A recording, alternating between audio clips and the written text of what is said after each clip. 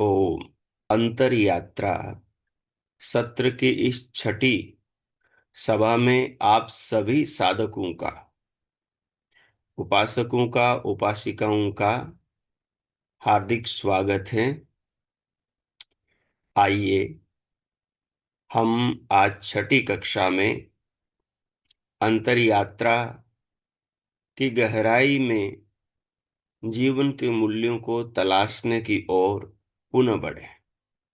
जिस किसी स्थान पर आप बैठे हैं वहां अपनी अनुकूलता बना करके अपनी स्थिति बना लीजिए।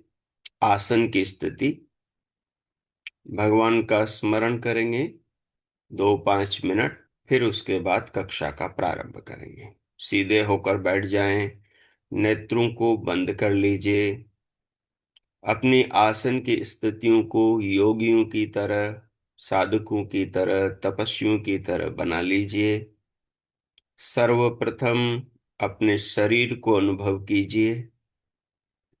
शरीर को अनुभव करते हुए शरीर के दाता, विधाता ईश्वर के प्रति अपने हृदय में श्रद्धा का, प्रेम का, समर्पण का, धन्यवाद का दीप जलाइए। भावनाओं की ज्योत से अपने हृदय को आलोकित और रोशन कीजिए। भीतर के इस भाव के प्रकाश को, या प्रकाश के इस भाव को, ज्ञान के इस आलोक को अपने मानस में सर्वत्र फैलाइए। अर्थात अपने मन से भगवान के प्रति श्रद्धा और प्रेम से स्वयं को भर लीजिए। वे विधाता, जगत पिता, भक्त वत्सल भगवान हम सबके जीवनाधार हैं। जीव मात्र का, प्राणी मात्र का, सृष्टि के कण कण का निरंतर धारण पोषण रक्षण, निरंतर इन सब के द्वारा जीव मात्र की रक्षा कर रहे हैं। जिसने जैसा कर्म किया है उस कर्म के अनुरूप उसको फल प्रदान कर रहे हैं। सबके कल्याण के लिए, जगत और जीवन को जानने के लिए, अपने शरीर को और शरीर के भीतर के रहस्यों को जानने के लिए, बाहर के जगत को, ब्रह्मांड को, सर्वत्र फैले हुए ब्रह्मांड के अनंत घटकों को समझने के लिए भगवान समस्त मनुष्यों को श्रेष्ठतम लक्ष्य 84 में मानव योनि में आने वाली आत्माओं को अपने वेद का ज्ञान, अर्थात जगत का, शरीर का, सब संसार के तत्व मात्र का ज्ञान देते हैं। वे ही विधाता क्षण क्षण, हर पल हम सब जीवों को प्राणों के माध्यम से और इस अखिल विश्व में अनंत काम कर रही उनकी शक्तियां, जो प्रकृति के परमाणुओं में विचरण कर रही हैं और अनंत पदार्थों का, खाद्य पेय वस्तुओं का, खगोलीय, भूगोलीय, भूमिगत, जलीय अनंत तत्वों का, औषधियों का, वनस्पतियों का निर्माण कर रही है। हमारे शरीरों के अंदर रस, रक्त, मांस, मज्जा, अस्थि, मेद, शुक्र, शोणित और मादाओं के अंदर, पुरुषों के अंदर बीजों का, तो मादाओं के अंदर उन बीजों से शिशुओं का सृजन कर रही है। वे विधाता शक्ति जगत की आधार है। वो दिखाई नहीं देती, जैसे हवा दिखाई नहीं देती, जैसे आत्मा शरीर में आती और शरीर से निकलती हुई दिखाई नहीं देती, ठीक इसी प्रकार वो विश्व शक्ति भी चेतन है। और चेतन तत्व भौतिक दृष्टि से, नेत्रों से दिखाई नहीं देता, क्योंकि वो ज्ञान से जानने में आता है। विधाता ईश्वर सर्वत्र विद्यमान है, हमारे भीतर, हमारे बाहर सर्वत्र विराजमान है और हम सबको हर क्षण, हर पल निरंतर जानते रहते हैं। इन क्षणों में हम क्या सोच रहे हैं, ये भी विधाता ईश्वर जानते हैं। भगवान के वेद में ऋषियों ने अपनी अनुभूतियों को लिखा। वे कहते हैं, ईश्वर कैसे हैं? विश्वम शृणोति पश्यति। संपूर्ण जगत को, विश्व को, जगत्याम जगत यत्किंच, जो भी कुछ जगत में है उन सबको, विश्वम शृणोति, सबको सुनता है, जानता है। कौन क्या बात करता है मनुष्य, कौन प्राणी किस आवाज में बात करता है, ईश्वर सबको जानता है। और विश्वम पश्यति, संपूर्ण प्राणियों को, कण मात्र को, प्रकृति की सब शक्तियों को भगवान निरंतर पश्यति, देखता रहता है। हम साधकों को ब्रह्म मुहूर्त में साधना करते हुए हृदय में उस जगत पिता के प्रति श्रद्धा के भाव अर्पण करते हुए भी भगवान जान रहे हैं। जो हम पुनित पवित्र भावना से प्रभु से मांगेंगे और श्रद्धा पूर्वक शुद्ध नियति से, शुद्ध नीति, शुद्ध नियत से कर्म करेंगे, प्रभु वो फल हमें अवश्य प्रदान करेंगे, आज नहीं तो कल।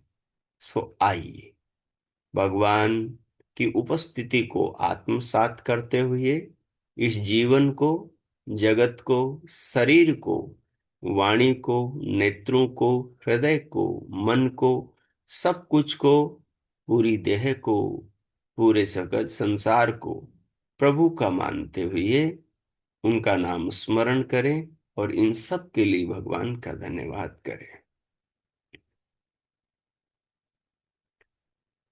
ओम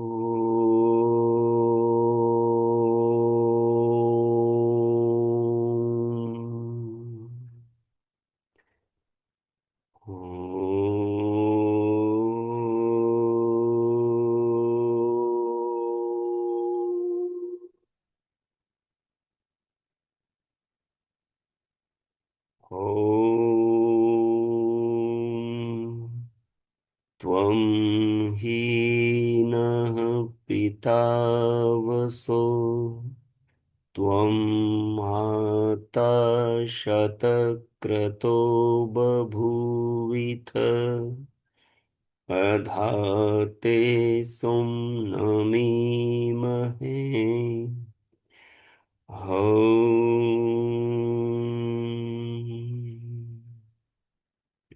स्वस्ति पन्थामनुच्चरेम, सूर्याचन्द्रमसाविव, पुनर्दधताग्नजानता संगमे महि। ओम शांति शांति शांति। ओम। इस पावन भाव को हृदय में रखें। भगवान के प्रति श्रद्धा भावना के दीप हृदय में जलाए रखें। अपने मानस को प्रभु के प्रति समर्पण के मधुर भावों से भरा रखें। भगवान के दिए जीवन को, शरीर को अनुभव करें। फिर दोनों हाथ उठाएं, हथेलियों में घर्षण करें, मुखमंडल का स्पर्श करें, उंगलियों के मध्य से पलकें खोलें, फिर भीतर से बाहर आ जाएं, सामने देखें।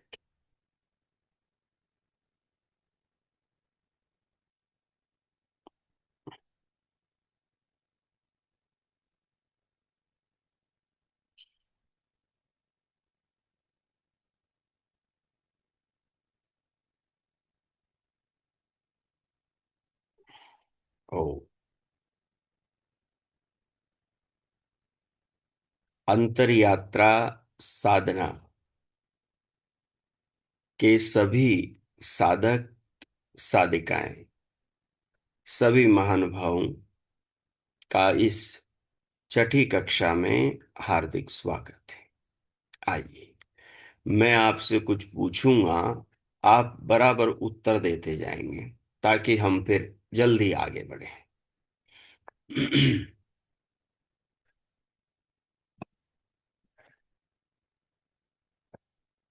आप सबकी अंतर यात्रा कैसी चल रही है? आप बोल सकते हैं या वहीं से हाथ खड़ा करके उत्तर देंगे कि बहुत अच्छी चल रही है ना? अच्छी चल रही है, जिनकी नहीं चल रही वो हाथ खड़ा मत कीजिए। हाँ जी, कैसी बहुत चल रही है? अच्छी चल रही है। अच्छी चल रही है जी। जी। आप ईमानदारी से साधना कर रहे हैं जी? ऐसा कीजिए, हाँ जी कर रहे हैं, नहीं कर रहे तो ऐसा कर दीजिए। कर रहे हैं ईमानदारी से? अच्छा अच्छा, बहुत अच्छा। जी। अच्छा। तो ये 60 दिन की जो हमारी जीरो से शिखर वाली जो यात्रा है, इसमें अब तक जो चर्चाएं हुई हैं, वो चर्चाएं आपको जागरूक रखने वाली हैं। जो भी कथाएं, दृष्टांत वगैरह जो भी हुए हैं, जो भी बातें थी, वो एक प्रकार से आपका बेसिक आधार है कि आपको साधना में आगे कैसे बढ़ना है। लेकिन अब जो आगे का मार्ग है, वो थोड़ा शास्त्रों से ज्यादा जुड़ा हुआ है। लेकिन मैं उसको बोझिल नहीं बनाऊंगा आपके ऊपर कि आप डर जाएं और साधना छोड़कर घबरा कर भाग जाएं। नहीं, उसको भी हम इतना सरल और इतना सुगम बनाएंगे कि इस अंतर यात्रा के पथ पर आप आराम से चल सके, आराम से चल सके। एक मोटिवेशन मंत्र आपको मैंने दिया था, एक प्रेरणा का मूल सूत्र आपको अनुरोध किया था, और वो क्या है? यो जागारह तम ऋचः कामयन्ते। मतलब है, जो जागता है उसी के भगवान की शक्तियां काम आती हैं। सृष्टि के नियम उसी का कल्याण करते हैं। उसके मन को, उसके हृदय को आनंद से भरते हैं, उसकी आत्मा को जीवन और जगत में ऊंचा उठाते हैं। किसके काम आते हैं भगवान के वेदों के मंत्र और ऋत? कहते हैं जो सत्य से भरी हुई ऋचाएं हैं उनको भी, और जो सृष्टि का पालन कर रही भगवान की शक्तियां, जो निरंतर प्रकृति के परमाणु को प्रेरणा देकर ब्रह्मांड और जगत को धारण कर रही है, वो सब शक्तियां। आप सब अपना अपना वीडियो ऑन करें, वीडियो बंद कोई नहीं रखें, और सामने बैठे रहें, ताकि मुझे पता रहे कि आप और तो कुछ काम नहीं कर रहे। अभी कोई काम नहीं करना। तो मैं आपसे कह रहा हूं कि भगवान की जितनी सृष्टि में शक्तियां हैं, हमारे शरीर के अंदर हैं, वो सब शक्तियां सकारात्मक रूप से, जब हम सकारात्मक होते हैं, जब हम सृजन की ओर अपनी आप को लेकर जाते हैं, तो हम सबका वो पूरी तरह सहयोग करती है। और जब हम उन शक्तियों को, यानी अपने आप को अजागरूक कर देते हैं, तो स्वयं से उन शक्तियों को दूर कर देते हैं। हमारे न चाहने से भी वो शक्तियां हमारा पालन कर रही है, लेकिन हमारी चाह से हमारी चेतना जो उन शक्तियों से रूबरू होती है, उनसे जुड़ाव स्थापित करती है, योग हो जाता है, उसमें सृजन होता है। उसमें हमारा ये जो शरीर के अंदर पूरा नर्वस सिस्टम है, वो पॉजिटिव, सकारात्मक, सात्विक होकर हमारी मदद करने लगता है। और जब हम जागरूक नहीं रहते, तो फिर वो शक्तियां, उन शक्तियों का परिचय हमें नहीं मिलता है। फिर हमारे शरीर के अंदर का तंत्र उस प्रकार के स्राव नहीं छोड़ता, उस प्रकार के हार्मोन्स क्रिएट नहीं करता, उस प्रकार की भावनाएं नहीं पैदा करता, उस प्रकार के दृष्टिकोण का विकास नहीं करता कि हमें साधना की बातें समझ में आए, हमें अंदर की कुछ अनुभूतियां प्राप्त हो जाए। मैंने आपको अनुरोध किया था एक कछुए वाली कहानी, मैंने आपको निवेदन की थी एक कौवे वाली कहानी है। ये छोटी कहानी पक्षियों की और प्राणियों की लगती तो बच्चों वाली है, लेकिन काम ये बहुत प्रभावशाली करती हैं।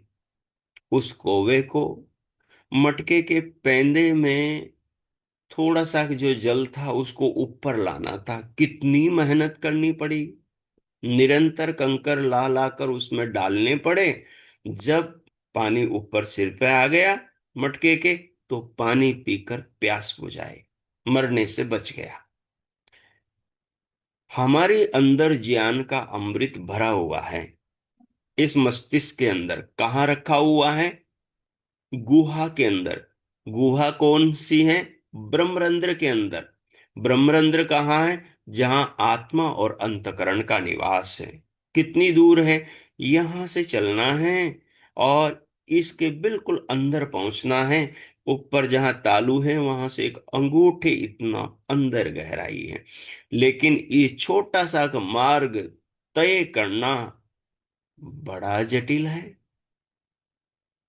आसान नहीं है।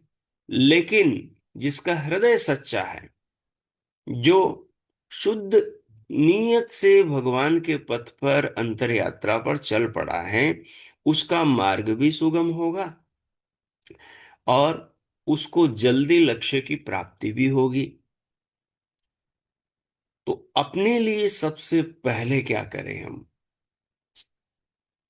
सबसे पहला काम क्या करना है कि जगत के साथ में जो हमारा अटैचमेंट है, जगत के साथ में जो अच्छा और बुरा हमारा जुड़ाव है, उस जुड़ाव को हमें ठीक करना है। उस जुड़ाव को हमें शोधना है। हमने उस जुड़ाव को शुद्ध करने के बीच में बहुत सारे तरीके लिए, बहुत सारी बातें हुई। हाँ, एक सुरक्षा कवच आपके सामने रखा जिसका नाम योगानुशासनम। योग का पहला सूत्र है, उसका मतलब है आत्मनियंत्रण। योगानुशासन क्या है?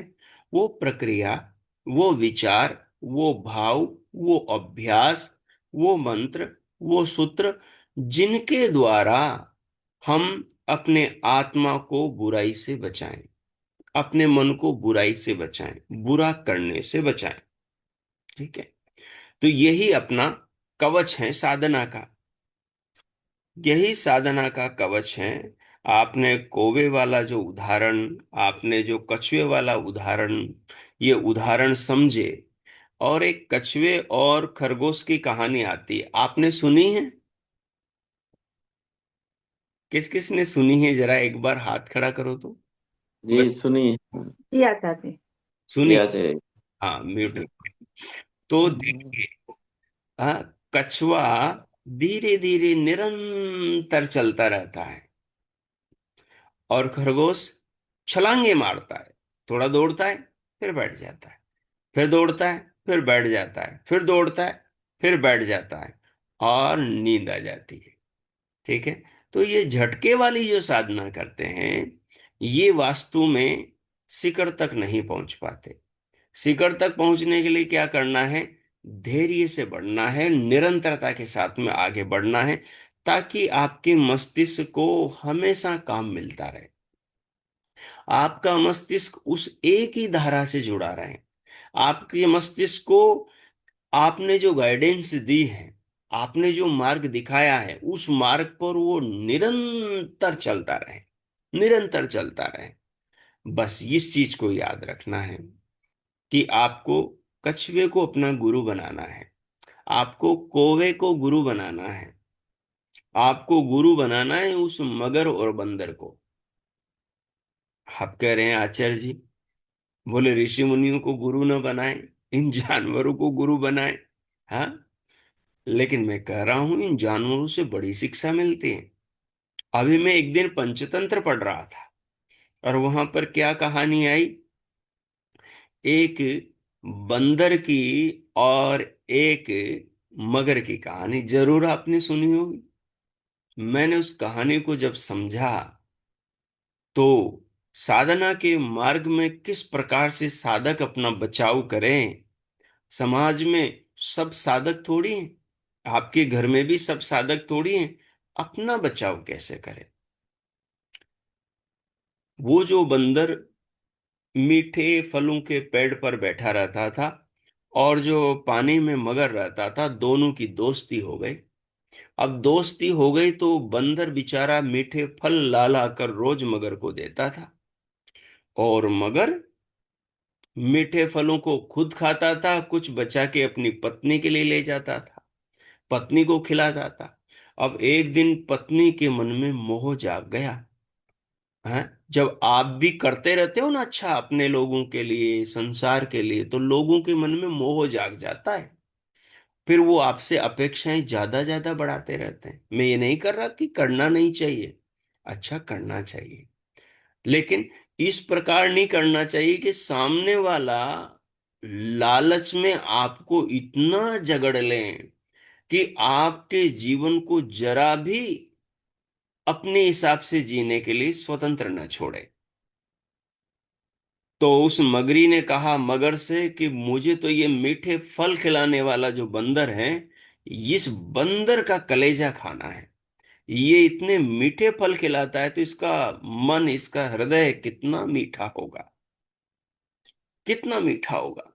और मगर ने जाकर बंदर से कहा कि मित्र, तेरी भाभी ने आज तो तुझे ही याद किया है कि फलों के साथ में है ना, जो तू मेरे साथ में मेरी पीठ पे बैठ के चल, और मैं आज दूसरे किनारे पर तुझे अपनी भाभी से मिलाऊंगा, वो तुमसे मिलना चाहती है। बंदर बेचारा सीधा साधा मगर की पीठ पर फल लेकर बैठ गया। अब मगर नदी के बीच बीच में चले। अब जो पापी होते हैं ना, उनका पाप निकल ही जाता है किसी बहाने, वो अपने पाप को बचा नहीं पाते। आपको भी जीवन में जीवन यात्रा करते हुए संसार में पापियों का बोध होता रहता है। जो ऐसे व्यक्ति हैं समाज में जिनसे उपेक्षा की जाती है, द्वेष नहीं किया जाता। द्वेष तो साधना में वर्जित है, ईर्ष्या घृणा साधना में वर्जित है, नफरत साधना में वर्जित है। साधना में ये चीजें हम कर नहीं सकते। साधना में एक चीज कर सकते हैं जिसका नाम उपेक्षा है।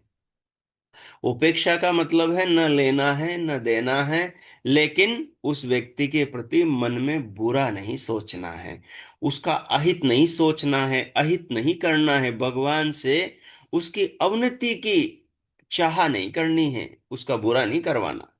बस उपेक्षा रखने की, इस व्यक्ति के साथ में तालमेल नहीं बन सकता, बहुत कोशिश कर ली, नहीं बन सकता। न व्यापार में बन सकता, न घर में बन सकता, न व्यवसाय में बन सकता, न रास्ते पर साथ में चल सकते। तो क्या करें? मन से दूर हो जाएं, तन से भले साथ में रहे परिस्थिति, लेकिन मन से दूर हो जाएं। क्या करें? क्या किया? मगर भी पचा नहीं पाया कि मगरी के मन में जो बात थी। जब नदी के बीच में आ गए और कोई भी उपाय नहीं बचा, कि अब मगर ने सोचा कि बंदर जाएगा तो कहाँ जाएगा, अब तो मेरे पीठ पे बैठा है, अगर पानी में गिरेगा तब भी मारा जाएगा, कहाँ जाएगा, पानी में तैर तो सकता नहीं। तो अब मैं कह देता हूं। तो उसने क्या कहा? उसने कहा कि बंदर भाई, तुम बड़े मीठे फल मेरी पत्नी को खिलाते हो, मुझे खिलाते हो। और पत्नी ने कहा कि मुझे ये आपका जो मित्र है बंदर, ये कितने मीठे फल खिलाता है, तो इसका कलेजा कितना मीठा होगा, मैं इसका कलेजा खाना चाहती हूँ। बंदर के मुंह से ये पाप फूट पड़ उसके मगर के मुंह से पाप फूट पड़ा। बंदर को पता लग गया। अब बंदर ने अपनी बुद्धि लगाई। आपको भी जीवन में जब पता लग जाए दूसरों का पाप, तो अपनी बुद्धि लगानी है। अगर आपने बुद्धि नहीं लगाई तो समझिए आप गए काम से। और 84 लाख योनियों में सबसे बढ़िया, सबसे उत्तम अच्छी योनि मनुष्य योनि है। सारे कल्याण के द्वार भगवान मनुष्य योनि में खोलते हैं आत्मा के लिए। आप शरीर में आ गए हो, समझ लीजिए आपके सारे कल्याण के द्वार खुल गए। अब अगर इस मनुष्य योनि में आकर भी आप अपना कल्याण नहीं करते हो, तो बस समझ लीजिए कि आप इस महान अवसर को नाश अपनी मुंद बुद्धि के कारण कर रहे हो। तो जब बंदर को पता लगा कि अरे, मैं तो जिनके लिए अच्छा सोचता था, उस फल पेड़ पर से मीठे फल तोड़कर लाता था, और जिनके लिए मेरे मन में तो सदा ही अच्छी भावना रहती थी, देखो मेरे ही प्रति, यही जिनसे मैं प्रेम करता था और जिनके प्रति अच्छी भावना रखता था, ये लोग कैसे सोचते हैं, कितने स्वार्थी है। बंदर को वैराग्य हो गया उन दोनों की मित्रता से। बंदर ने कहा, मित्र मगर, लेकिन मैं अपना कलेजा तो पेड़ पर ही भूल आया। अरे, मैं अपना कलेजा तो पेड़ पर ही भूल आया, तूने वहां क्यों याद नहीं दिलाया है कि भाभी को कलेजा चाहिए। चल, मेरे को एक बार लेकर चल वापस पेड़ के नीचे, मैं अपना कलेजा उतार लाऊंगा, फिर ले चलना भाभी के पास में। भाई मगर वापस गया और बंदर को कहा, ले आ अपना कलेजा, वो पेड़ के ऊपर चला गया। बंदर ने उन फल जो थे ना, फेंक फेंक करके मगर के मुंह पर मारे कि नालायक दुष्ट, तू मेरा मित्र बनने के योग्य नहीं है। हाँ, मैंने तेरे साथ में ये छल किया, जैसा तूने किया वैसा ही मैंने किया। हाँ, सटम साट्यम समाचरेत, दुष्ट व्यक्ति से बचने का यही तरीका है। ठीक है, लेकिन साधना के मार्ग पर भीतर से किसी के प्रति क्रूर नहीं बनना, क्योंकि फिर हमारा मार्ग साधना का रहेगा ही नहीं। देखो, साधना का मार्ग क्षत्रियों वाला मार्ग नहीं है। क्षत्रिय साधक अलग होते हैं, हम ब्राह्मण साधक हैं। हमारे जीवन का उद्देश्य ब्रह्म को पाना है, तो हमारा पथ अलग है। हमारा पथ अष्टांग योग वाला है। अष्टांग योग पर मार्ग पर चलना है अपने को। अब ये जो अष्टांग योग का मार्ग है, इस योग के मार्ग में साधक को साधना के द्वारा अपने आप को निरंतर अनुशासन में रखना होता है। निरंतर अनुशासन में रखना होता है। अनुशासन में रखने के लिए जो कुछ चीजें थी पीछे मैंने आपको बताई, कि आप सुबह से शाम तक 5 बार भगवान का स्मरण करेंगे, 2-3 मिनट तक बीच बीच में उनका ध्यान करेंगे। एक बात, अपने मन इंद्रियों को कभी भी विषयों पर बुराई के भावों की ओर जाती हैं या बुरा करने के लिए प्रेरित करती हैं, तो कछुए की तरह अपने अंगों को यानी इंद्रियों को समेटेंगे, भीतर अपने लक्ष्य से जोड़ेंगे। लक्ष्य से जोड़ेंगे। आचार्य चाणक्य कहते हैं कि क्षमावान साधयति लोको, जो क्षमा करता है वही संसार को साधता है, सिद्ध करता है।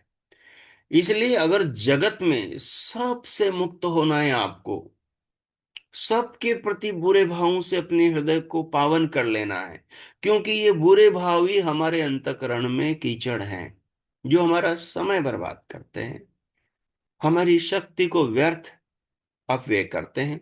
हमें क्या करना है, बस ये करना है कि सब दुनिया के सब प्राणियों को क्षमा कर देना है, किसी ने कितना भी हमारे साथ बुरा किया हो।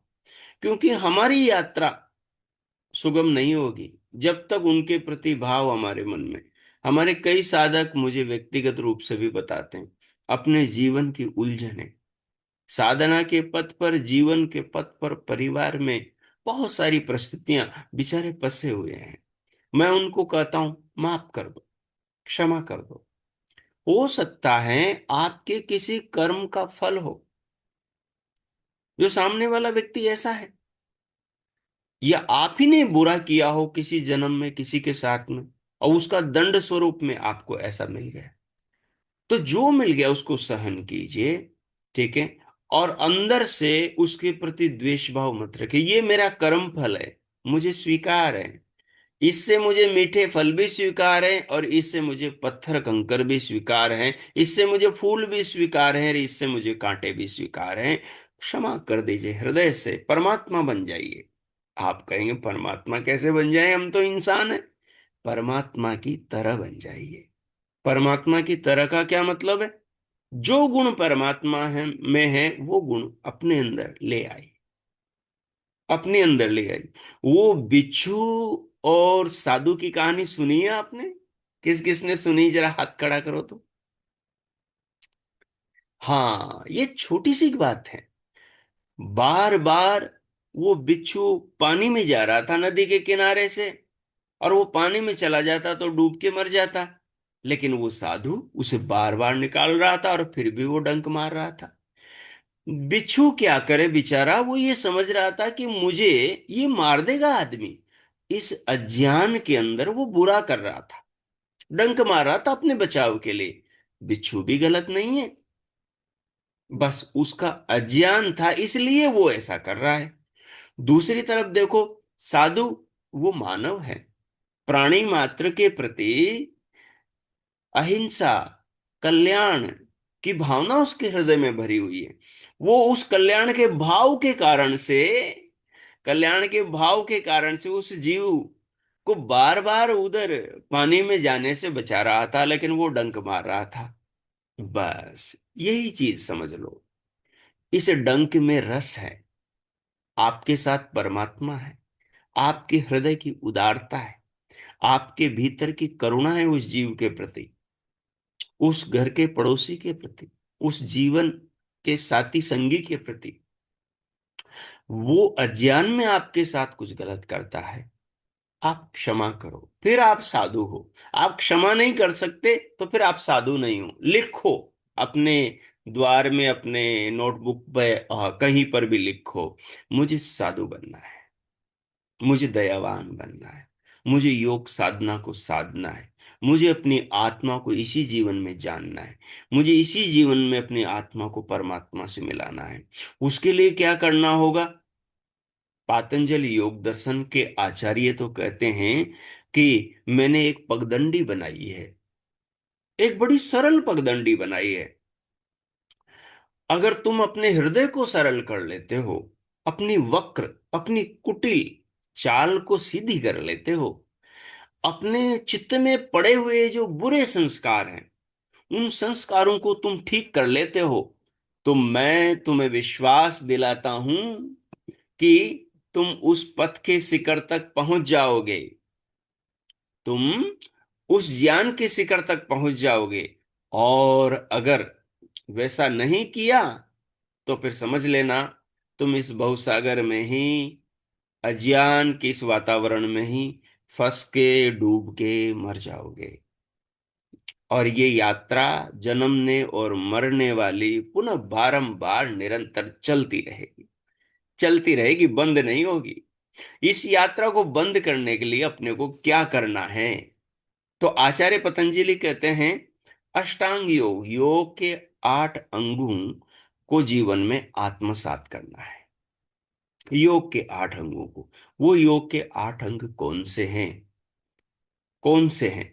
आपने, अनेक साधकों ने, हमारे शिविर में जो गए हैं उन्होंने सुने भी हैं, लिखे भी हैं।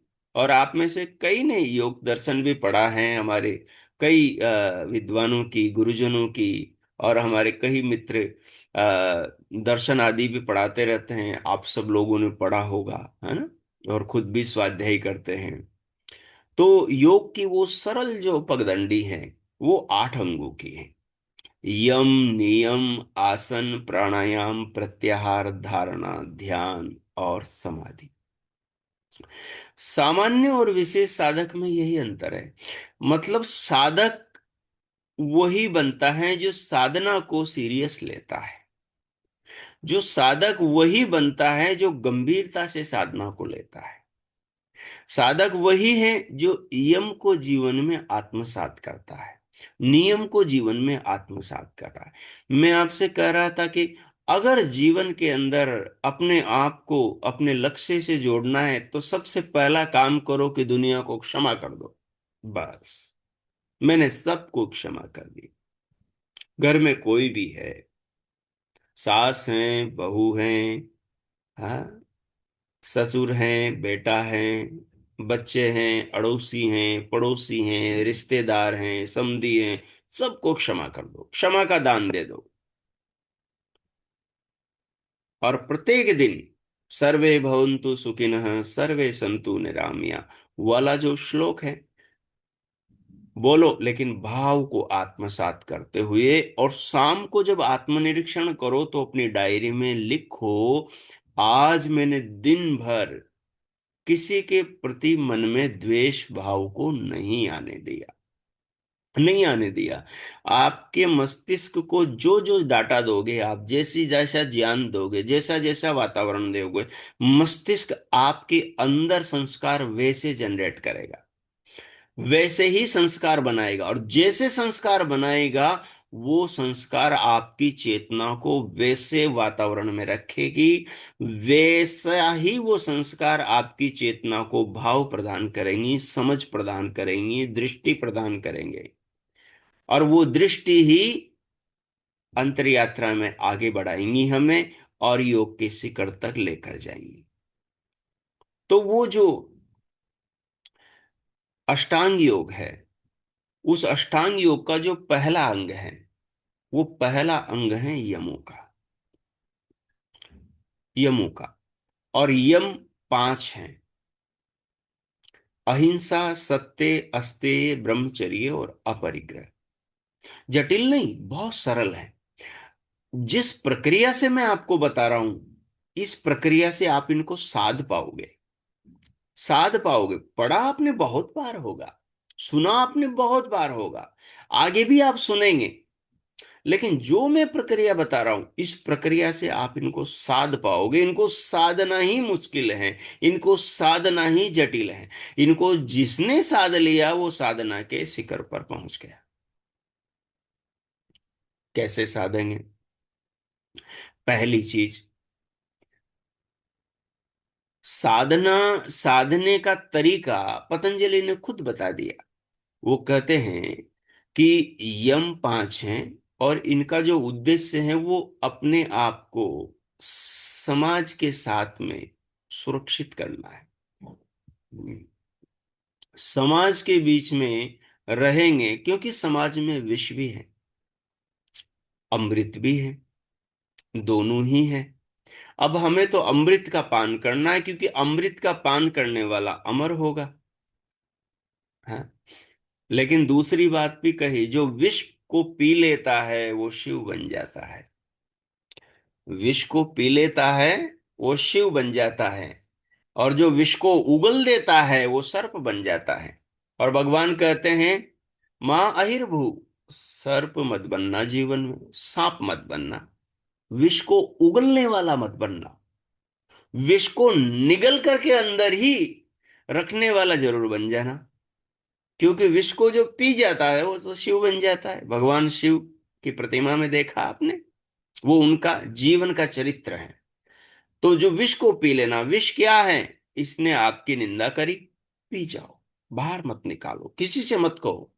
उसने आपके साथ बुरा व्यवहार किया, पी जाओ, किसी से मत कहो।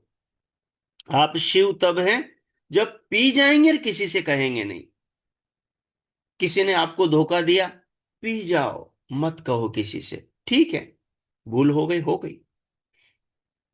पी जाओ। किसी ने आपका पैसा चुरा लिया, आपको नुकसान पहुंचा दिया, ठीक है, किसी से मत कहो। दुनिया से कहेंगे क्या होगा? भगवान को पता है, फल तो भगवान देगा, हमें और उसको। दुनिया से क्यों कहें? भगवान पे विश्वास है ना? दुनिया से मत कहो, जो है भगवान से कहो। अपना पीछे का चुकाना का होगा, चुक जाएगा, चुक जाएगा, पीछे का चुक जाएगा। और आदमी का नया बुरा कर्म होगा हमारे साथ, भगवान हमें आगे लौटाएंगे। यहां राग द्वेष करके हम उसको क्यों खत्म करें, क्यों बढ़ाएं? पिछला है तो चुकेगा, और पिछला नहीं है तो उसका क्षतिपूर्ति भगवान खुद करेंगे। वो भगवान के अधिकार क्षेत्र में आता है।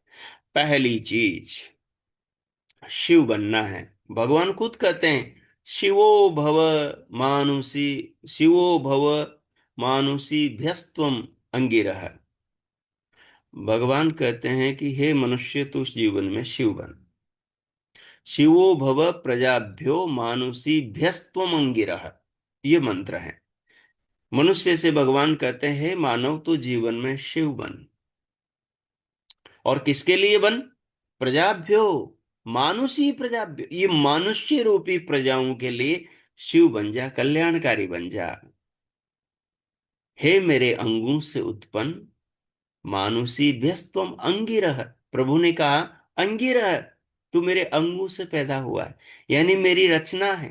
मेरे प्रेम से, मेरी करुणा से, मेरे स्नेह से, जो मेरी प्रकृति के परमाणु के अंदर, परमाणु परमाणु में विचरण कर रहा है, वो जो स्नेह है, उस परमाणु से ही तेरा शरीर, तेरी देह का अंग अंग बना है। और इन अंगों, परमाणुओं से बनने वाले अंगों के बीच में ही आत्मा तेरा निवास मैंने करवाया है। तो हे अंगीरस, हे आत्मा, तू क्या कर? शिवो भव, शिवो भव, शिव बन जीवन में। शिव कैसे बनेंगे? विष को पीकर, सर्प बन के नहीं। अगर आपने, किसी ने बुरा किया और आपने उसके साथ बुरा कर दिया, तो फिर तो आप सर्प बन गए। सर्प को कितना ही दूध पिलाओ, वो विष ही उगलता है। हमें भगवान ने इसलिए कहा मां अहिर्भु, अहि कहते हैं सर्प को, मां अहिर्भु, सर्प नहीं बनना है। क्या बनना है? शिव बनना है। स्त्री के लिए भी कहा, स्त्री के लिए प्रभु ने कहा कि शिवा भव पुरुषेभ्यो गोभ्यो अश्वेभ्य। प्रभु कहते हैं कि है स्त्री, जिसे स्त्री की देह मिली है, उस आत्मा को यहां स्त्री कहा जा रहा है। तो हे आत्मा, जिसको स्त्री की देह मिली है, हे स्त्री, तुझे भी शिवा बनना है संसार में। शिवा का मतलब कल्याणी बनना है, शिव का मतलब कल्याणकारी बनना है। तुझे भी कल्याणकारिणी बनना है। किसके लिए बनना है? तो कहा पुरुषेभ्यो, पुरुषों के लिए कल्याणकारी बनना है। कौन से पुरुषों के लिए? पिता के लिए, जिसने जन्म दिया है, माता के लिए। पुरुष किसको कहते हैं? केवल पुल्लिंग को ही पुरुष नहीं करते। आत्मा जिस शरीर में रहती है, उस चेतना को, पूरी में रहने वाली चेतना को पुरुष कहते हैं। तो जितने भी प्राणी हैं, जितने भी पुरुष हैं, और वैसे जितने भी पुरुष हैं जो पुल्लिंग शरीर में आए, सबके लिए कल्याणकारी बनना है। पशुओं के लिए कल्याणकारी बनना है, पक्षियों के लिए, जीव मात्र के लिए कल्याणकारी बनना है, सबका भला करने वाला बनना है। पिता का भला, भाई का भला, बच्चे का भला, पति का भला, सबका भला करने वाली बनना है। सबके प्रति अच्छी भावना रखने वाली बनना है, किसी के प्रति बुरी भावना नहीं रख, किसी का बुरा नहीं करना। शिव बनना है। जो शिव बनेगा, वो जगत पिता शिव को प्राप्त करेगा। जगत पिता शिव कौन है? परमेश्वर, ब्रह्मांड के रचयिता, मनुष्य नहीं। कैलाशपति महाराजा शिव नहीं, वो तो मनुष्य थे। लेकिन वो भगवान की वेद की प्रेरणा को पाकर अपने जीवन में शिव बने। हमें भी अपने जीवन में शिव बनना है, कैलाशपति महाराजा की तरह शिव बनना है। अपने चित्त में हमेशा गंगा जैसे पावन विचार रखना है। आपने गंगा देखी? कैसी होती गंगा? ऊपर आकाश में बादल चलते हैं, अमृत को लेकर सागर से सूर्य की किरणें पानी उठाती है, और उसको आकाश में अमृत मधुर बनाती हैं। और फिर बादल उस पानी को लेकर पहाड़ पर्वत, उनके ऊपर से, बड़े बड़े वृक्षों के ऊपर से गुजरते हैं।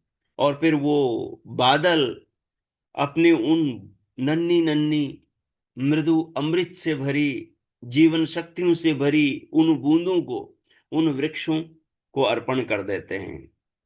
वृक्षों से प्रेम करते हैं, वृक्षों को दे जाते हैं।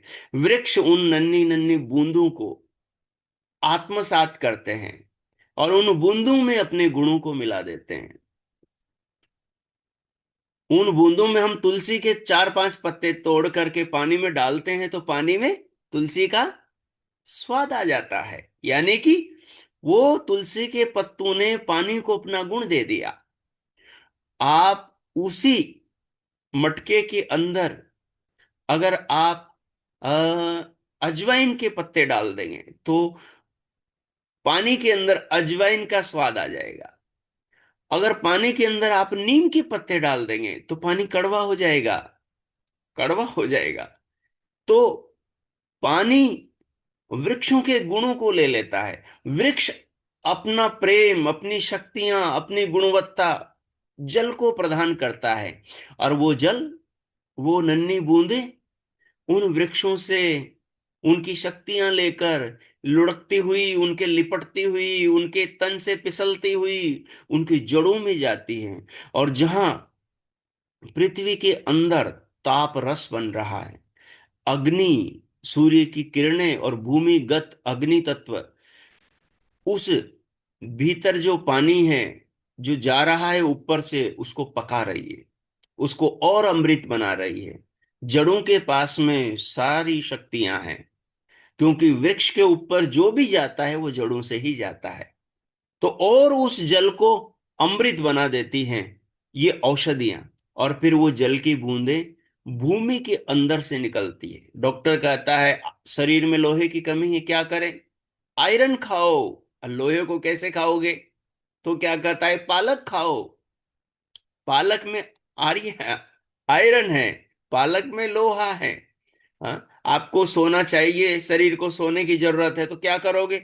सोने की अंगूठी को पानी में डाल दो, सोना अंगूठी से पानी में उतर जाएगा। वाह क्या बात है!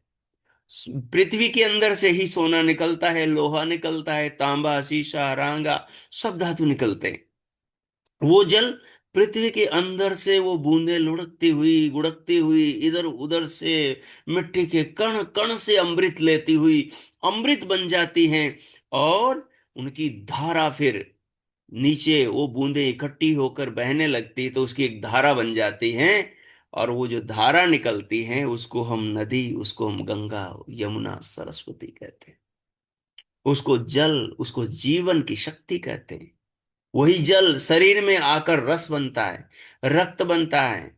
और वही मांस, मज्जा, अस्थि, मेद, शुक्र, शोणित, रजवीर्य का निर्माण करता है। उसी से हमारी देह बनती। क्या बात है! तो वो जो ऊपर से जल चलकर आ रहा है और भीतर जाकर सारी औषधियों को लेकर गंगा बन रहा है, शिव के सिर पर मैंने देखा कि गंगा निकल रही है। ऐसा तो हो नहीं सकता किसी आदमी की खोपड़ी से पानी निकले, ये तो संभव ही नहीं है। मैंने विचार किया, ध्यान किया, शिव की उस प्रतीक को सामने रखा और उस पर विचार किया, ईश्वर से प्रार्थना की कि हे महा परमेश्वर, इस महापुरुष की इस आकृति में इसका चरित्र किस रूप में छिपा हुआ है, कृपया इसका स्वरूप का प्रकाश करे। और भगवान की कृपा से उस आकृति के भीतर जो उसका रहस्य छिपा हुआ था वो रहस्य बोध होने लगा। शिव वो व्यक्ति बनता है, शिवा वो स्त्री बनती है, वो आत्मा बनती है जो अपने मस्तिष्क के ऊपर अनंत बाल हैं, अनगिनत केस हैं। उपनिषद आप पढ़ोगे तो उपनिषद आकार कहेगा ये जो शरीर है ये पृथ्वी का प्रतीक है। और शरीर के ऊपर जो रोए हैं, ये जो बाल केस हैं, ये सब वनस्पति औषधियों के प्रतीक हैं। घास फूस, पेड़ पौधे, जड़ी बूटियां सब हमारे मस्तिष्क पर जैसे हिमालय पर पेड़ होते हैं, जैसे पहाड़ों पर, पर्वतों पर सबसे ज्यादा घने वृक्ष होते हैं, शरीर के ऊपर सबसे ज्यादा घने मस्तिष्क पर बाल होते हैं। ठीक है? तो ये जो बाल हैं ये सब हमारी मनोगत वृत्तियों के प्रतीक है, हमारी भावनाओं के प्रतीक है, हमारे विचारों के प्रतीक है। महर्षि दयानंद बड़े बुद्धिमान व्यक्ति, बड़े तेजस्वी व्यक्ति, बहुत ऊंचे साधक, जीवन में अहिंसा को जीने वाले तपस्वी, कहीं 16 बार विष पान करने वाले असली शिव बनते हैं। शिव की खोज में घर से निकले थे और जगत के कल्याण के लिए शिव बन गए, 16 बार विष पान कर गए। दुनिया ने पत्थर फेंके, कीचड़ फेंका, पान में जहर मिला के दे दिया, सांप फेंक दिया जिंदा, ईंट पत्थर फेंके, लेकिन बुरा किसी का नहीं किया। बुरा किसी का नहीं किया, बुरा करने वालों को भी अमृत पिलाया, जहर देने वाले को भी पास का पैसा देकर जान बचाने के लिए नेपाल भगा दिया, भेज दिया। वाह! इसको कहते हैं जीवन में शिव बनना, इसको कहते हैं साधक बनना। साधकत्व जीवन में कैसे आएगा? शिव बनने से आएगा। और शिव कब बनेंगे? जब हमारे मस्तिष्क के, हमारे मन का एक एक विचार उस गंगा की एक एक बूंद के समान जीव मात्र के लिए कल्याणकारी बन जाएगा, तो अपना सारा मस्तिष्क चंद्रमा की तरह शीतल और पावन बन जाएगा। तब हम शिव बन पाएंगे। तब हमारा ज्ञान का तीसरा नेत्र, ज्ञान चक्षु, थर्ड आई, जो भगवान कृष्ण ने अर्जुन को दिया था, जो कृष्ण अपने अनंत जन्मों को, अनेकों जन्मों को जानते थे। जैसे योग दर्शन में भगवान व्यास कहते हैं कि जेगिशव्य और महर्षि आवट्टे, उन्होंने बहुत सारे जन्मों को जान लिया था। योग दर्शन के ऋषि पतंजलि कहते हैं, संस्कार साक्षात्कारणात् पूर्व जाति ज्ञानम। अपने संस्कारों का साक्षात्कार करने से पिछले जन्म जन्मांतरों का पता योगी को लग जाता है। जिसको पिछले जन्म जन्मांतरों का पता लग जाता है, उसका सारा मोह नष्ट हो जाता है। संसार के साथ में वो रहते हुए सबसे अलग हो जाता है, जैसे जल में कमल होता है, जैसे जल में कमल होता है। इसलिए ब्रह्मा उसको कहा जिसका आसन कमल है। ब्रह्मा वो है जिसके चार सिर हैं। मैं हैरान हूं, इंसान ऐसा हो सकता है जिसके चार सिर हो? लेकिन जब मैंने विचार किया तो रहस्य खुलकर सामने आया। ब्रह्मा तो वो है जिसने चार वेदों को आत्मसात कर लिया। वो चार सिर चार वेदों के प्रतीक है। और जो चारों वेदों को पढ़ लेता है, वो ब्रह्म यानी महान कहलाता है। और जो महान बन जाता है, उसका जीवन जगत में कमल की तरह निर्लेप हो जाता है। जैसे कमल कीचड़ में खिलकर उससे अलग हो जाता है, संसार में पैदा हुआ वो मनुष्य ईश्वर की ज्ञान शक्ति वेदों का आत्मसात करके संसार में उनके अनुरूप जब कर्म करता है। हमने कहा कि प्रणव के नीचे जो हमने तीन सोपान, तीन सीढ़ियां बनाई, तीन मेखला बनाई, वो तीनों मेखला ज्ञान की, कर्म की और उपासना की है। जो वेदों के ज्ञान के अनुसार कर्म करेगा, वो कर्म ही उसकी उपासना में रूपांतरित होकर भगवान से उसको मिलाएगा। जो उकार मकार को छोड़कर अविनाशी आकार से जुड़ेगा, वो अपने अंदर उस विश्व विधाता, विश्वव्यापी, सर्वशक्तिमान शक्ति का दर्शन करेगा। तो भगवान वेद व्यास जी ने और योगेश्वर श्री कृष्ण ने अर्जुन को ये तत्व बताया, जो उसे एक ओंकार की साधना करता है, मृत्यु के क्षणों में भी उसके तत्व को समझ के, उसके भाव का ध्यान करते हुए, उस ओमकार का उच्चारण करते हुए देह का त्याग करता है, वो साक्षात उस अविनाशी पार ब्रह्म परमेश्वर को प्राप्त होता है। ये योग का पथ है, ओमकार को नहीं छोड़ना। ओमकार के नजदीक आएंगे जड़ और चेतन को समझने से। ओमकार के पास पहुंचेंगे हम ज्ञान कर्म उपासना से। ज्ञान कर्म उपासना में जो ज्ञान है वो मिलेगा चार वेदों को पढ़ने से। जो चारों वेदों को पढ़ता है वो ब्रह्मा बनता है, यानी संसार के विकारों के बीच में रहता हुआ वो निर्लेप होकर जीवन को जीता है। उसके लिए अपने को क्या करना होगा? चारों वेदों को हम पढ़ नहीं सकते, लेकिन ये ऋषियों ने दर्शन उपनिषद आदि बनाए हैं, इनको पढ़ना होगा। ये वेदों का ही सार है। लेकिन क्या सारों को हम पढ़ पाएंगे जीवन छोटा सा के? नहीं। जो सार है इनका, वो सार ले लेना है। जैसे भौरा, जैसे मधुमक्खी अनेक पेड़ों पर जाती है और वहां से हर फूल से शहद चुन लेती है, उसका तत्व ले लेती है, सार ग्रहण कर लेती हैं, जीवन में जीते। नहीं तो आप शास्त्र पढ़ने में रह जाओगे, किताबें बांचने में पढ़ रह जाओगे। जो गुणों को आत्मसात नहीं करता, वो दुर्योधन बन जाता है। और जो गुणों को आत्मसात करता है, वो अर्जुन बन जाता है। वो युधिष्ठिर बन जाता है, वो देव बन जाता है।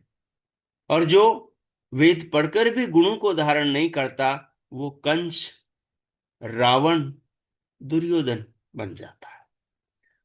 तो जरूरी नहीं कि आपने वेद पढ़ लिया तो आप साधक बन जाएंगे, इस भ्रम में मत रखिए अपने आप को। वेद पढ़ने वाले रावण भी बने हैं, वेद पढ़ने वाले कंस दुर्योधन भी बने हैं।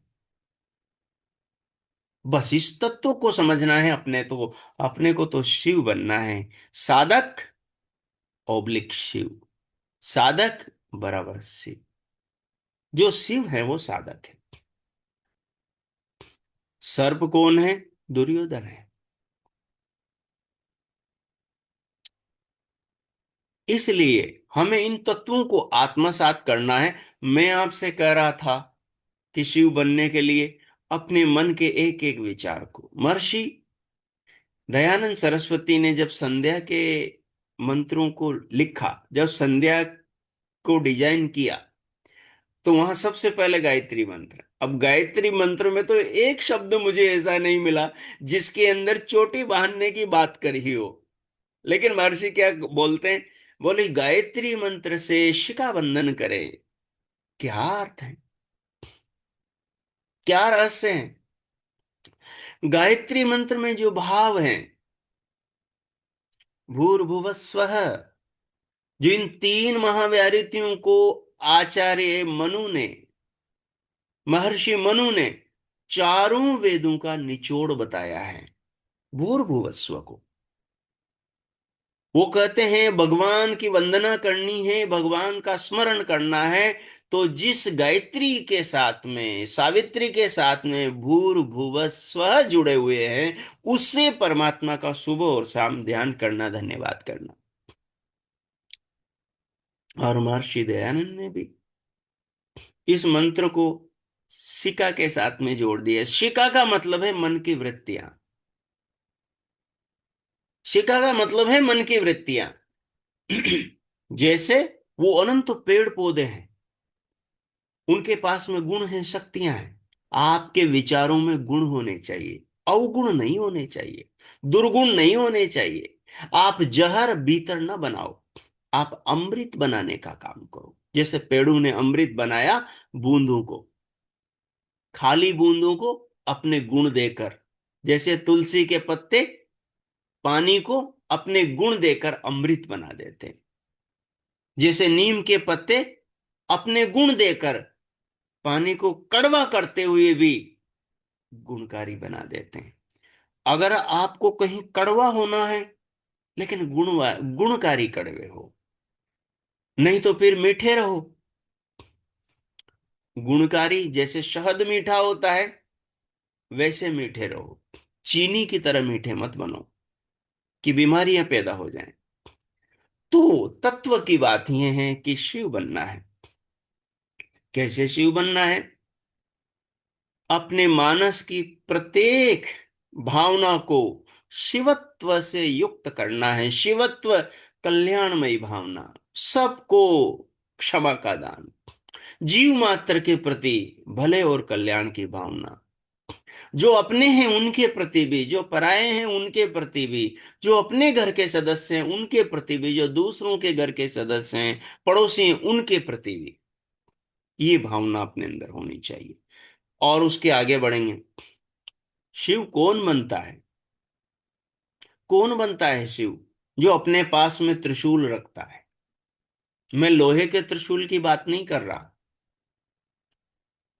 मैं आयुध की बात कर रहा हूं। कौन है? किसको आयुध बोलते हैं? त्रिशूल क्या है? किस लिए रखा जाता है? आत्मरक्षा के लिए। कवच है, आत्मा की रक्षा, शरीर की रक्षा। किससे? राक्षसों से। कौन है राक्षस संसार में?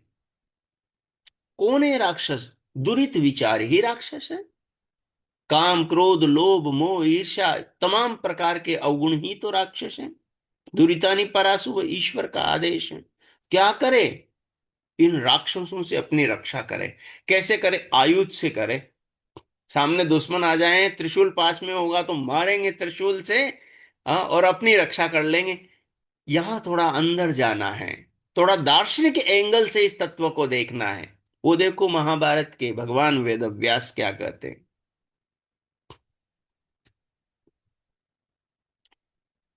जो अपने शत्रुओं को नहीं मारता वो इंसान धार्मिक नहीं है। अभी पीछे स्वस्ति वाचन का मैंने उच्चारण किया था, और पीछे हमने स्वस्ति के चक्र को समझा था। और चक्र में हमने क्या समझा था कि चार मनुष्य के पुरुषार्थ हैं। उसमें एक पुरुषार्थ परम पुरुषार्थ और तीन पुरुषार्थ सामान्य है। धर्म अर्थ काम और मोक्ष। जब आप धार्मिक ही नहीं बने तो आप शुद्ध अर्थ कैसे अर्जित कर सकते हो? अर्थ के प्रति आपकी नीयत सात्विक कैसे हो सकती है अगर आप धार्मिक नहीं? जो धार्मिक नहीं बनेगा उसका अर्थ शुद्ध नहीं होगा। जिसका अर्थ शुद्ध नहीं है उसकी कामनाएं शुद्ध नहीं होगी। उसकी इच्छाएं अभिलाषाएं शुद्ध नहीं होगी। जिसकी अभिलाषाएं इच्छाएं शुद्ध नहीं, वो मोक्ष को मुक्ति को कभी प्राप्त नहीं कर सकता। कभी प्राप्त नहीं कर सकता। पहली शर्त है आप धार्मिक बनो। धार्मिक बनोगे तो आपका धन शुद्ध होगा। धन शुद्ध होगा तो फिर आपकी कामनाएं शुद्ध होगी। कामनाएं शुद्ध होगी तो फिर आप मोक्ष के मार्ग पर चलोगे। अथ अवदश्च शत्रुणाम अधर्म श्रूयते। जो अपने दुश्मनों को नहीं मारता, अथ अवदश्च, अवध नहीं मारता, शत्रुणाम दुश्मनों को, अधार्मिको श्रूयते वो अधार्मिक है। कौन है शत्रु अपने? कौन है अपने शत्रु? हमारी सीमा में घुस रहे आतंकवादी हमारे शत्रु हैं। वो बाहर के शत्रु हैं। हमारे घर को, हमारे संबंधों को बिगाड़ने वाले, उन पर प्रहार करने वाले, बुरी नीयत से हमारे जीवन में आने वाले लोग हमारे शत्रु हैं। उनको मार दो, नहीं तो वो आपके संबंधों को मार देंगे। उनको मार दो जो आपकी सीमा में घुस रहे, नहीं तो वो आपके देश को मार देंगे। उनको मार दो जो आपके विचारों को नष्ट करने वाले, नहीं तो आपकी संस्कृति को खत्म कर देंगे, तो आपके संस्कार नहीं बचेंगे। उनको मार दो जो आपके शरीर में रोग हैं, नहीं तो वो आपके शरीर को मार देंगे जिसमें आत्मा निवास करती है। और उनको मार दो जो आपके अंतकरण के शत्रु हैं, आपकी आत्मा के अंदर के दुश्मन हैं। वो है काम, है क्रोध, है लोभ, है ईर्ष्या है। ये सारे के सारे दुरित है। इन दुरितों को मारो, नहीं तो ये दुरित आपको मार दोगे। जब तक इन दुरितों को नहीं मारोगे तब तक आप धार्मिक नहीं बनोगे। इसलिए मैंने कहा क्षमा करो संसार को, दुरितों को मारो। आप क्रोध को बिना मारे धार्मिक नहीं हो सकते, क्योंकि क्रोध ही तो अविद्या की जड़ है। जब अविद्या की व्याख्या पतंजलि करते हैं तो कहते हैं अविद्या मां के चार बच्चे हैं। कौन? तो कहते हैं राग, द्वेष, अस्मिता और अभिनिवेश। तो इसलिए जो भी दुर्गुण हैं, जो भी अविद्या की संतानें हैं, उनको मारना धार्मिक बनना। अगर आज आपने सुबह से शाम तक किसी के प्रति द्वेष, किसी के प्रति क्रोध, किसी के प्रति लोभ, किसी के प्रति मोह, और किसी पर स्त्री और पर पुरुष के प्रति आपके मन में काम वासना नहीं आई, तो फिर आज आपने इन दुरितों को मार दिया। आज नोटबुक में लिखो शाम को, आज मैंने अपने दुरितों को मार दिया। आज का दिन, आज का संग्राम मैंने विजय कर लिया। अब कल की तैयारी है। ये साधना है। शिवत्व ही साधना है। शिवत्व नहीं तो फिर कुछ भी नहीं। इसलिए जीवन में शिव बनना है। हाँ, भगवान कैलाशपति के चित्र को आप अपने घर में लगाओ। मेरे को सुना आपने, अभी पूरा सुनना, और उसके बाद में इसको चित्र को अपने घर में लगाओ। पूजा अगरबत्ती नहीं घुमानी, तिलक टीका नहीं लगाना, उसको आत्मसात करना है, उसके जैसे स्वयं को बनाना है। वही दयानंद का मार्ग है। चित्र से चरित्र को आत्मसात करना है।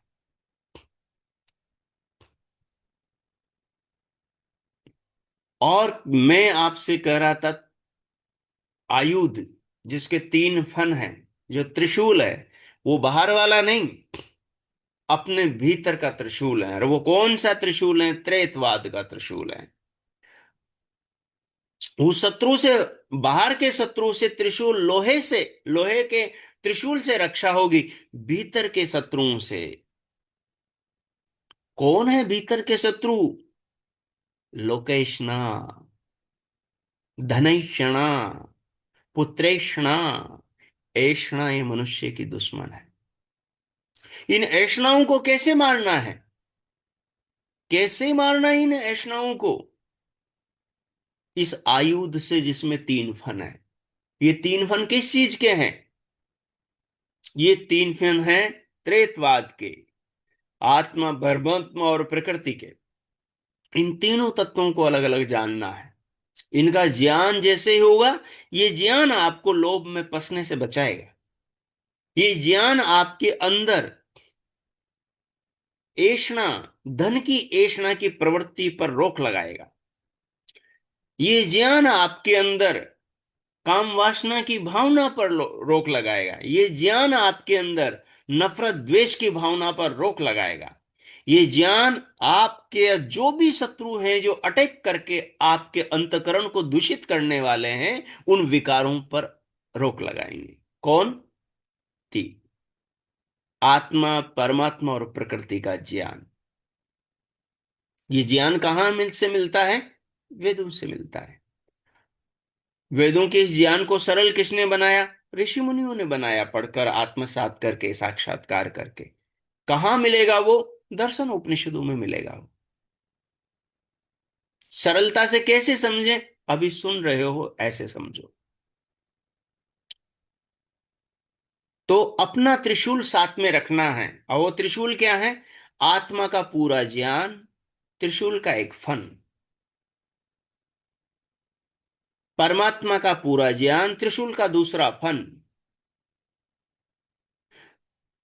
प्रकृति का पूरा ज्ञान, 24 विकारों का ज्ञान, त्रिशूल का तीसरा फन। तीन फन हो गए आपके पास। इन तीनों फनों का ज्ञान जब एक इस जीवन और जगत रूपी तत्व को आपको समझा देगा, तो फिर जो अंदर के शत्रु हैं उनसे आप लड़ लोगे। फिर आप धार्मिक बन जाओगे। फिर आपने आचार्य व्यास की इस पंक्ति को आत्मसात कर दिया, अतः अवदश्य शत्रुणाम अधर्म श्रूयते। अब आप धर्म के पथ पर चल पड़े हो, क्योंकि आपने शत्रुओं को मार दिया। शत्रुओं को मारना ही है, लेकिन हिंसा की दृष्टि से नहीं, अहिंसा की दृष्टि से, इस दूसरी दृष्टि से शत्रुओं को मारना है। आप यम नियम में तब पहुंचोगे जब मेरी इस दूसरी दृष्टि को समझ जाओगे, नहीं तो यम नियम को नहीं साध पाओगे। दूसरी दृष्टि को समझो। शत्रुओं को मारना है। शत्रुओं को मारने से प्रेम बढ़ता है। शत्रुओं को जीवित रखने से द्वेष बढ़ता है। शत्रु को मारने से दो लोगों के बीच में रस पैदा होता है, उनका जीवन एक हो जाता है।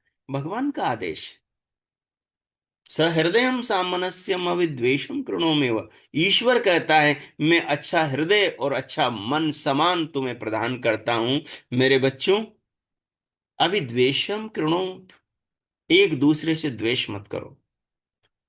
सहृदयम सामनस्यम अविद्वेषम कृणोमि। और फिर आगे कहा, अन्यो अन्यम अभिहर्यत वत्सम जातम एवाज्ञा। जैसे गाय नवजात बछड़े से प्रेम करती हैं, वैसे तुम भी हमेशा प्रेम करो, सद्भावना से करो, एक दूसरे प्राणी से करो, जीव मात्र से करो। तब तुम शिव बनोगे, तब तुम धार्मिक बनोगे। जब तुम सबसे प्रेम करोगे तो किसी से झूठ कैसे बोलोगे? तब आपकी अहिंसा सदेगी। और अहिंसा को ऋषियों ने कहा, अहिंसा सबका मूल है, धर्म का मूल है।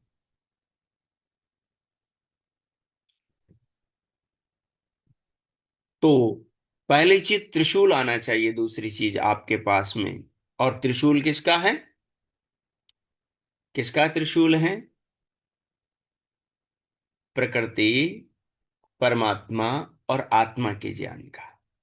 फिर त्रिशूल बदल जाएगा, किसका? ज्ञान का, कर्म का, उपासना का। ठीक है। और यही त्रिशूल ओमकार तक लेकर जाएगा, इसलिए ये त्रिशूल आपके भीतर होगा, लोहे वाला नहीं, विवेक वाला त्रिशूल। इसको जो प्राप्त करेगा उसकी थर्ड आई, ज्ञान चक्षु खुलेगा। इसी को दिव्य चक्षु, इसी को दिव्य दृष्टि बोलते हैं। इसको कोई चुराएगा नहीं।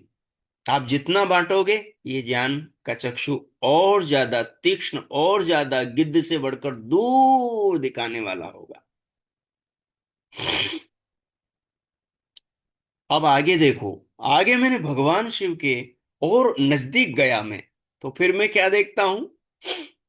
जब मैं नजदीक गया तो मैं देखता हूं कि अरे, ये तो डमरू भी बजाते हैं, डमरू भी बजाते हैं। और जब मैंने डमरू पे चिंतन शुरू किया तो हमारे पूज्य स्वामी सत्यपति जी महाराज कहा करते थे, मैंने अपने गुरुजनों से सुना पढ़ते हुए, पूज्य स्वामी सत्यपति जी महाराज कहा करते थे कि रोजाना प्रलय अवस्था की ध्यान के अंदर स्थापना किया करो, प्रलय अवस्था और सृष्टि के सृजन की अवस्था का चिंतन किया करो।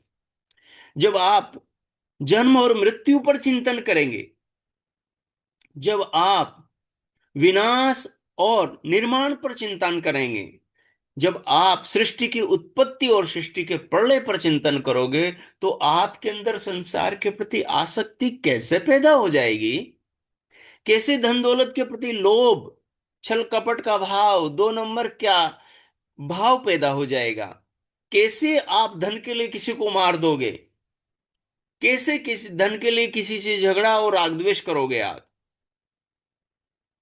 शिव वो जो जन्म और मृत्यु का डमरू बजाएं, साधक वो जो सृष्टि की उत्पत्ति और उसके प्रलय का चिंतन करें। ये डमरू के जो दो ढक्कन है, ये सृष्टि की उत्पत्ति और सृष्टि का विनाश है, प्रलय है। और जो जीवन में जिसके ये डमरू की गड़गड़ाहट हर कदम पर साथ में है, महर्षि ऋषि दयानंद के जीवन में ये चीज है। न वो मृत्यु से डरते हैं, कोई मारने की धमकी दे जरा भी नहीं डरते। हमने सिख गुरुओं को देखा, धर्म को नहीं छोड़ा, बलिदान हो गए, चिमठू से नोचा गया, जिंदू को तेल की कढ़ाऊ में डाला गया, आरू से चीर दिया गया, लेकिन धर्म से पीछे नहीं हटे। मानो शरीर के पार चेतना को प्राप्त कर चुके हो। छोटे छोटे बच्चों में देखा, दीवारों में चिनवा दिया गया। वाह, क्या है ये दृष्टिकोण।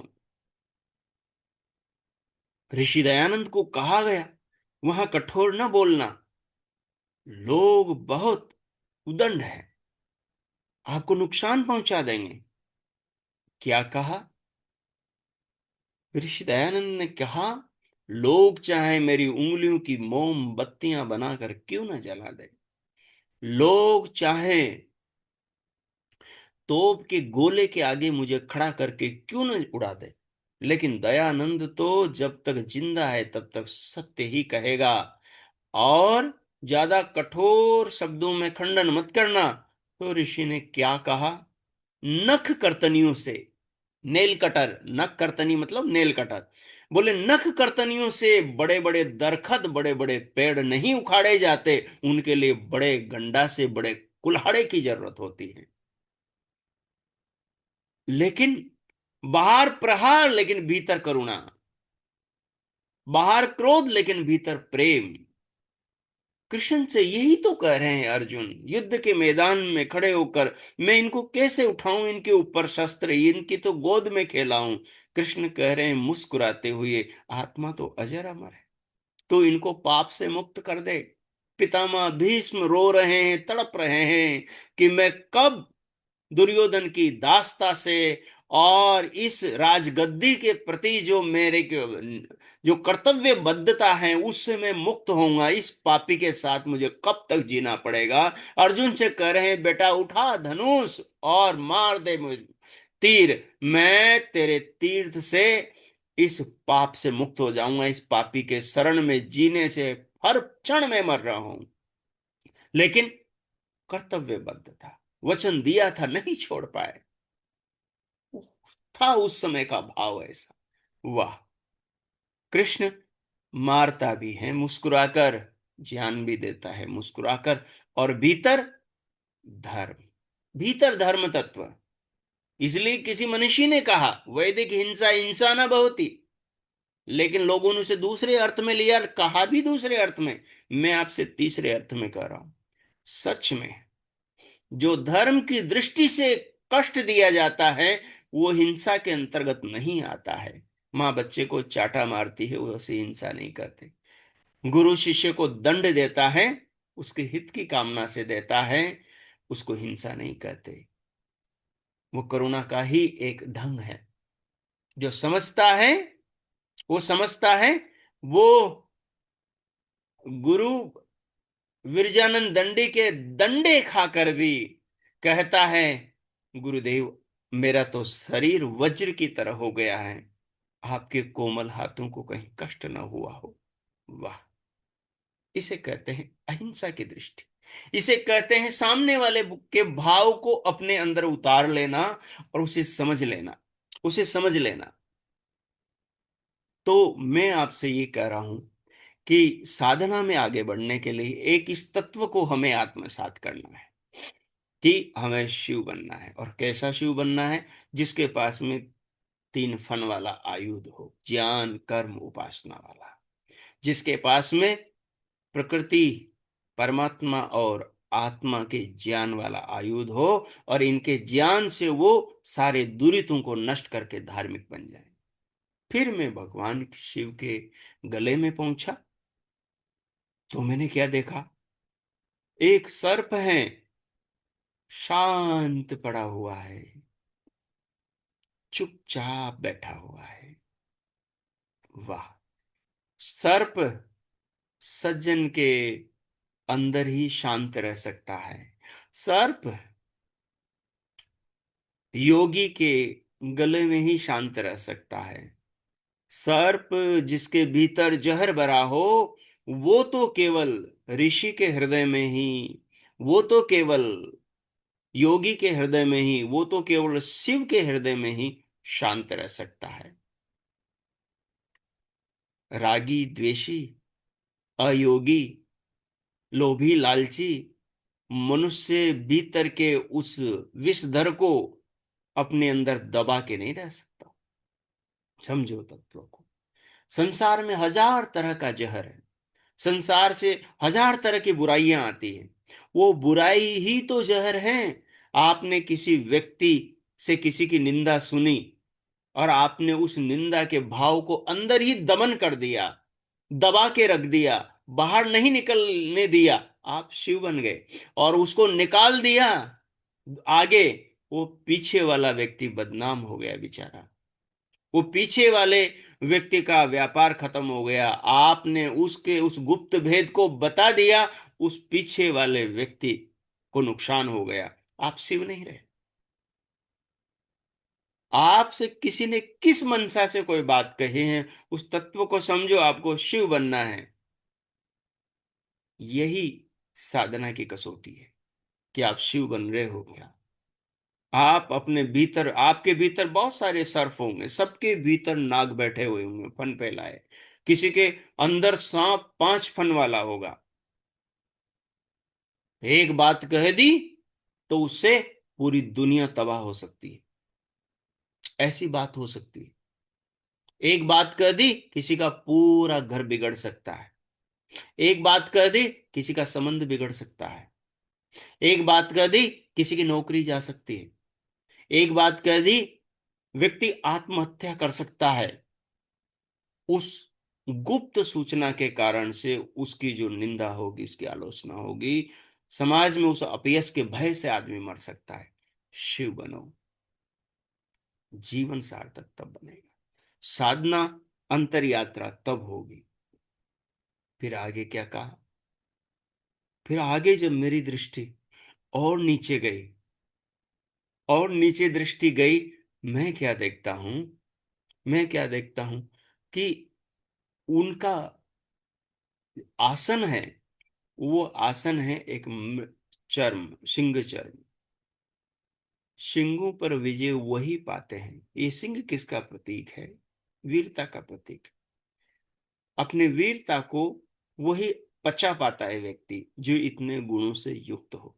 उसी व्यक्ति का बल, एक उनका आसन वृषभ भी है ना वाहन, तो वीरता को, बल को, वृषभ में बहुत बल होता है, उसके बल को वही पचा पाता है। शरीर की शक्ति को आत्मसात वही कर पाता है जिसमें गुण हो। जिसमें गुण नहीं होता वो व्यक्ति शक्ति को पचा नहीं पाता अपने अंदर। इसलिए हमें इन शक्तियों को पचाने वाला बनना है। ओ, समझ जा रहा। तो इन शक्तियों को हमें पचाने वाला बनना है। और जीवन में ये जो शिव जी वाला प्रतीक है, ये जैसे पुरुषों के लिए वैसे महिलाओं के लिए, सब आत्माओं के लिए एक समान है। और हमें जीवन में साधक बनना है, शिव बनना है। सामान्य बातों से जो हमें साधना का एक मापदंड बनाना था, जो एक रूपरेखा तैयार करनी थी, जो आपको भीतर भावनाओं के द्वारा इतना उत्प्रेरित करें कि आप इस अंतर यात्रा के पथ पर चल पड़े, वो आपके बीच में अब डेवलप हो गया है। जो ये इतनी बातें आई हैं, इन पर आपको काम करना है, इन पर काम करना है। अब इसके आगे के जो हमारे अगली साधना 7वीं बैठक होगी, उसमें हम ऋषियों के सूत्रों, मंत्रों और उन चीजों को लेकर आगे बढ़ेंगे धीरे धीरे धीरे धीरे। आप सिलेबस के साथ साथ में चलोगे तो परीक्षा में जरूर सफल होगे। और जो सिलेबस के साथ साथ में नहीं चलेगा, अंत में फिर इधर उधर ढूंढेगा, किताबें पढ़ेगा और फिर वो करेगा तैयारी, वो पीछे रह जाएगा। इसलिए मैं कह रहा हूं, जैसा कह रहा हूं, लगातार 60 दिन की इस यात्रा को नियमबद्धता के साथ में, और काम छोड़ दीजिए, कहीं जाना आना छोड़ दीजिए, कोई और कुछ जिम्मेदारी ले रखी हुई छोड़ दीजिए। अभी ईमानदारी से 60 दिन तक, 2 महीने तक इसी काम को कीजिए। देखिए जीवन में एक अलग क्रांति आएगी, आध्यात्मिक क्रांति, जो भीतर आपको शांति प्रदान करने वाली होगी, शांति प्रदान करने वाली होगी। तो आज से एक चीज को और जोड़ लें कि आपको शिव बनना है। दूसरी चीज, आपको शत्रुओं को मारना है। शत्रु कौन से हैं? काम, क्रोध, लोभ, मोह आदि अविद्या जनित जितने अवगुण हैं वो सब शत्रु हैं। ध्यान रखिए, वेद पढ़कर दुर्योधन, रावण और कंस भी बना जा सकता है। वेद पढ़कर राम, कृष्ण और अर्जुन, युधिष्ठिर भी बना जा सकता है। आप वेद पढ़ रहे हैं लेकिन क्या बन रहे हैं, वो अपने अवगुणों को देखोगे तो समझ में आ जाएंगे। रावण वाले अवगुण हैं तो राम नहीं, आप रावण बन रहे हैं, क्षमा करना। अगर कंस वाले अवगुण हैं तो कृष्ण नहीं, आप कंस बन रहे हो। उसने अपने पिता को भी जेल में डाल दिया था, ऐसा नीच था। अपनी बहन के 7 बच्चों को मार दिया था, ऐसा पापी था। और वेद पढ़कर भी यदि आप दुर्योधन के मार्ग पर जा रहे हैं, वो बहुत बड़ा पापी था। समझना, अर्जुन नहीं बन रहे हो आप, युधिष्ठिर नहीं बन रहे हो आप। उस पापी ने पूरे कुल का सत्यानाश करवा दिया, दुर्योधन ने। इसलिए जन्मते ही विदुर प्रजागण ने कहा था, भैया धृतराष्ट्र, इस बच्चे को इस कुल से निकाल दो, इसको मार दो, नहीं तो ये पूरे कुल को मार दे। फिर बाद में आगे कहा था, सभा में खड़े होकर, महाराज कोई अंग सड़ जाता है तो उसको काट कर फेंक देने में बाकी शरीर की भलाई है। अपने राष्ट्र से इस पापी को निकाल दो, नहीं तो ये राष्ट्र खत्म हो जाएगा। वाक्य में उसने पूरा सत्यानाश कर दिया। और कृष्ण ने कहा था, जब कोई कुत्ता पागल हो जाए तो उसको पालना, घर में नहीं रखना चाहिए। ध्यान रखना, हम कहीं दुर्योधन तो नहीं बन रहे, किसी अंश में, किसी प्रतिशत में। वो दुर्योधन रूपी जो विचार, भाव, जो आदतें हैं, उनको मारना ही दुर्योधन को मारना है। उनको नष्ट करना ही सड़े हुए अंग को काट कर फेंकना है। उनको मारना ही दुर्योधन रूपी बच्चे को मारना है। आपके पास में साधना के बहुत सारे बिंदु आ गए हैं आज। पीछे के सारे बिंदुओं को याद रखना, और मगर और बंदर वाली कहानी याद रखना। कोई आपका कलेजा खाना चाहे तो ध्यान रखना, अपना बचाव करना। ठीक है। तो आज की साधना को इतना ही रखते हैं। आप सबने ध्यान से सुना, उसके लिए बहुत बहुत धन्यवाद। आइए शांति पाठ करते हैं, उसके बाद में आपके प्रश्न उत्तर होंगे, वो सुनेंगे। हो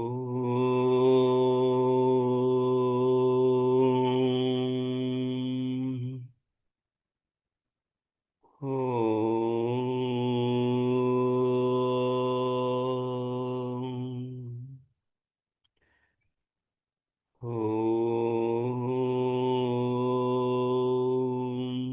शांति शांति शांति। ओम। ओम। सभी को नमस्ते। सभी के लिए शुभकामनाएं, सभी का मंगल हो। ओम। आज की कक्षा को इतना ही रखेंगे। अब आप में से किन्हीं को कुछ पूछना हो, पूछ सकते हैं, उनका स्वागत है।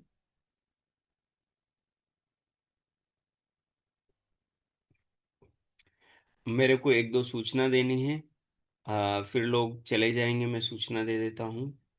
एक तो आप इस कक्षा को जितने आपके संपर्क में साधक हैं उनको भेजें।